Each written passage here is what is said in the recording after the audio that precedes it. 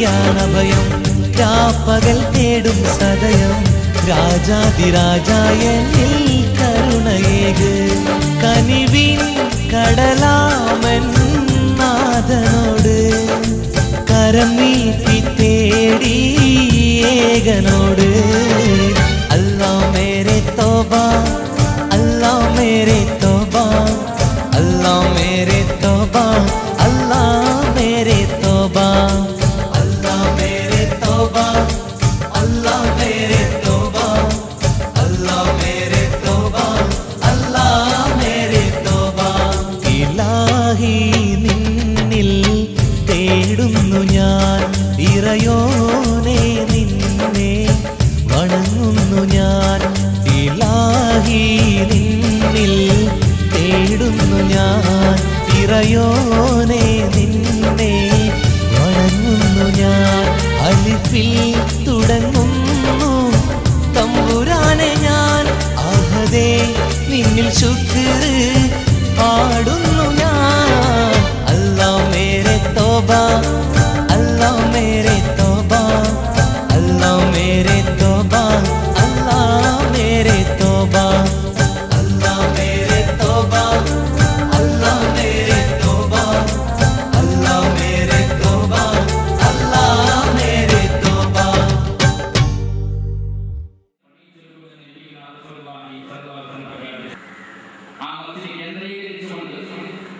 എന്തൊക്കെ പ്രവർത്തനങ്ങളാണ് നടക്കുന്നത്, എന്തിനാണ് ഒരു പള്ളി, ഇതിനെക്കുറിച്ചൊക്കെ വിശദമായിട്ട് ചർച്ച ചെയ്യപ്പെടേണ്ടതാണ്.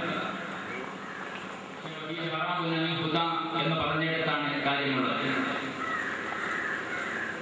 നമ്മുടെ സമുദായം എല്ലാ അർത്ഥത്തിലും അതിൽ നിന്ന് വരുമ്പോൾ ഒരു കുടുംബം മലപ്പുറം ജില്ലയിലെ ചേലങ്കരയിൽ എതിരെ വന്ന കാറടിച്ച് മരിക്കുകയാണ്.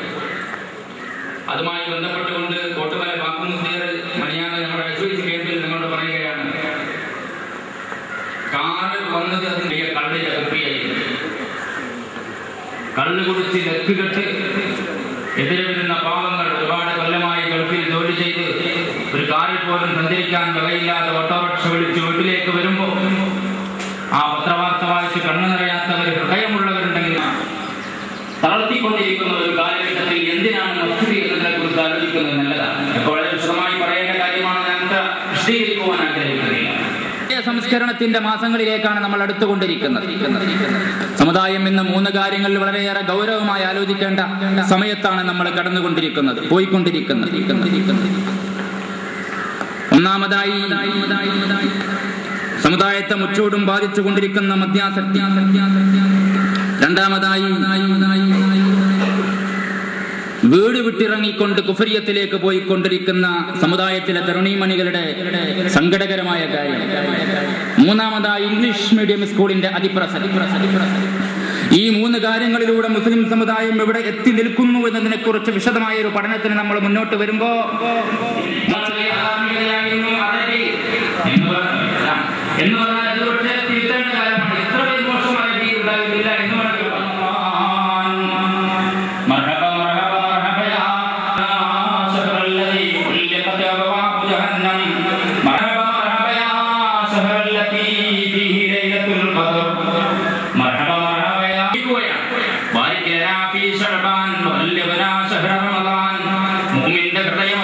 പ്രാർത്ഥിക്കുകയാണ്, റബ്ബേ ഞങ്ങളെ പരിശുദ്ധ റമളാനിൽ എത്തിക്കണമേ.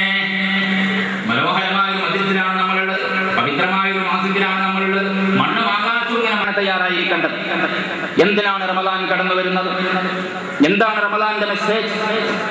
ഒരു ശഅബാൻ 30-ന് ഹബീബായ നബി അഷ്റഫുൽ ഖൽഖ് മുഹമ്മദുർ റസൂലുള്ളാഹി സ്വല്ലല്ലാഹു അലൈഹി ആദ്യതാണ് പറഞ്ഞത്. ആദ്യം തന്നെ നബി സല്ലല്ലാഹു അലൈഹി വസല്ലം തങ്ങൾ വളരെ വ്യക്തമായിട്ട് സൂചിപ്പിക്കുകയാണ്, ഫീഹി ലൈലത്തുൻ ഖൈറും മിൻ അൽഫി ശഹർ. ബറക്കത്താണ് മഹത്വങ്ങൾ ആ മാസത്തെ കുറിച്ച് നബി സല്ലല്ലാഹു അലൈഹി വസല്ലം തങ്ങൾ പറഞ്ഞു. കൂട്ടത്തിൽ അവിടുന്ന് പറഞ്ഞു, ഹദാ ശഹറുൽ മുവാസാത്ത്, ഹദാ ശഹറുൽ മുവാസാത്ത്. ഈ റമദാൻ എന്ന് പറഞ്ഞാൽ എന്താണ് നിങ്ങൾ വിചാരിച്ചത്? എന്താ റമദാൻ എന്ന് പറഞ്ഞാൽ?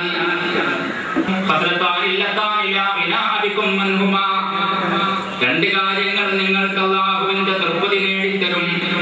രണ്ട് കാര്യങ്ങൾ നിങ്ങൾക്ക് അത്യന്താപേക്ഷിതം.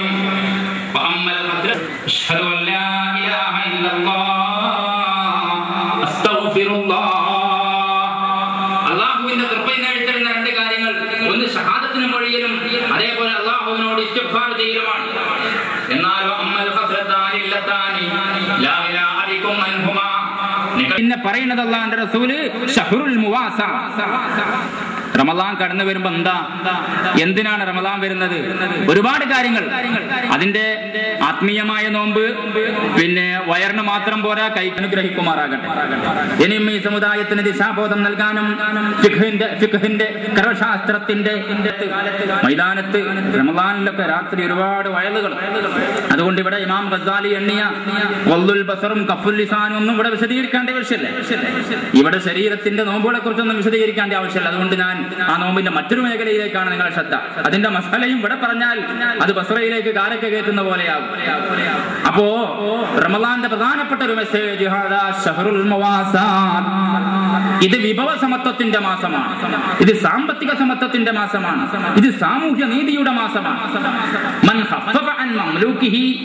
പറയാണ് ഹദീസിൽ, റമദാൻ വന്നിട്ട് തന്റെ കീഴുദ്യോഗസ്ഥനോട് ലഘൂകരണം കാണിച്ചാൽ, അല്ലെങ്കിൽ തന്റെ ഉടമയാക്കപ്പെട്ട അടിമയെ മോചിപ്പിച്ചാൽ, അല്ലെങ്കിൽ അവനോട് ലഘൂകരണം കാണിച്ചാൽ, ഈ കാലത്ത് അടിമല്ല പക്ഷെ അടിമയേക്കാൾ കഷ്ടപ്പെടുന്നവർക്കുണ്ടാവാം, അവരോടൊക്കെ മോനെ റമദാനാ, അതുകൊണ്ട് നീ ഉച്ചവരെ പണിയെടുത്താൽ മതി, നിനക്ക് ഞാൻ സൗകര്യം ചെയ്തുതരാ എന്നൊക്കെ പറഞ്ഞിട്ട് അവനോടൊക്കെ കുറെ കാര്യങ്ങളും ആനുകൂല്യങ്ങളും അവന് നൽകിയാൽ